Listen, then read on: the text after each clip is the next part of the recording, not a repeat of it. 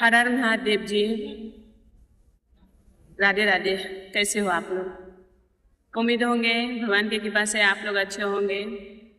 इस बार हमारा एकादशी पड़ रहा है सोमवार को 27 अप्रैल को। सभी को पता ही होगा कि 26 को नहीं है, 27 अप्रैल को एकादशी पड़ रहा है। और एकादशी का 3 दिन का नियम होता है जो 10वीं से ही लागू हो जाता है। 10वीं के दिन से ही लोग रहते हैं।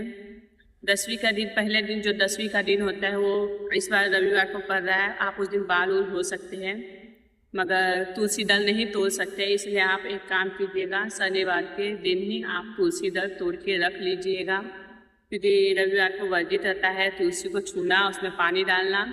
इसलिए रविवार को मत छूइएगा तुलसी का पेड़। और 10वीं के दिन आप जब सर से नहा लोगे तो लहसुन प्याज मत खाइएगा, ना बैगन की सब्जी खाइएगा, ना मूली खाइएगा, ना मसूर का दाल खाइएगा, ना पालक खाइएगा।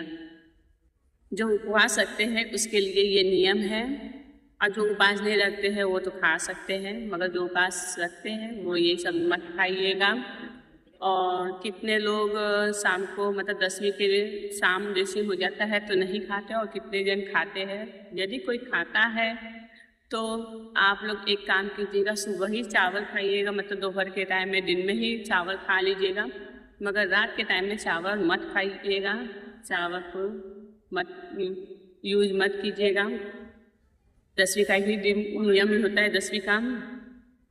उसके बाद आप एकादशी के दिन सुबह जल्दी उठ जाइएगा और फिर अपना जो बाकी काम है वो करके स्नान कीजिएगा, पीले वस्त्र पहनिएगा। भगवान के आपको जो आपके, मतलब आप अपने मुताबिक भगवान को भोग लगा सकते हैं। मिठाई का लगाना है मिठाई का लगाइए, फ्रूट का लगाना है फ्रूट का लगाइए। आपको जो ठीक लगेगा आप अपने हिसाब से भगवान को भोग लगा दीजिएगा। भगवान को पीले वस्त्र, पीले फूल, जितने चीज़ें पीले वो बहुत प्रिय है, तो ज़्यादा से ज़्यादा पीले चीज़ का ही उपयोग कीजिएगा एकादशी के दिन।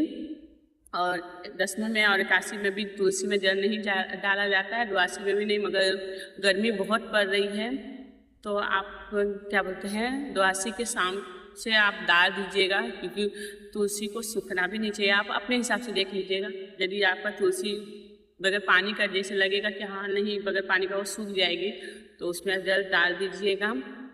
तो एकादशी के दिन आप जब उपवास किए हो तो उस दिन अन्न का दान मत कीजिएगा। हो सके तो पैसा वैसा यदि किसी को देना है तो दे सकते हैं, तो मगर अन्न का दान मत कीजिएगा। ऊपर से आप अपने छत पे जो पक्षी होते हैं उनके लिए पानी डाल सकते हैं, कुछ भी खाने के लिए डाल सकते हैं, क्योंकि गर्मी बहुत चल रही है। और सोमवार को महादेव का दिन पड़ रहा है, उस दिन शंकर भगवान की भी पूजा अवश्य कीजिएगा। कितने जन सोमवार का भी उपास रखते हैं उस दिन और रात को खा लेते हैं मीठे खाना, तो उस दिन आप खाना मत खाइएगा। रात को जो उपास करता है वो फरार कर लीजिएगा, साबूदाना खा लीजिए या केला खा लीजिए या मखानी खा लीजिए, मखान का कुछ खा लीजिए, मगर अन्न का उपयोग मत कीजिएगा।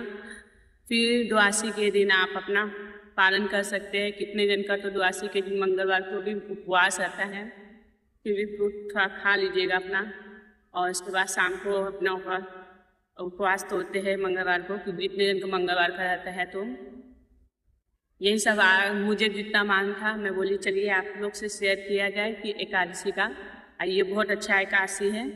ये मोहिनी एकादशी कहा जाता है, और इसमें ज़्यादा से ज़्यादा आप जब ये उपवास कीजिएगा तो सोइएगा मत। यदि आपको नींद लगे तो अपने साड़ी या जो कपड़ा है उसमें ना तुलसी का पत्ता आप बांध के सोइएगा, और ना किसी का निंदा कीजिएगा ना किसी की बुराई कीजिएगा।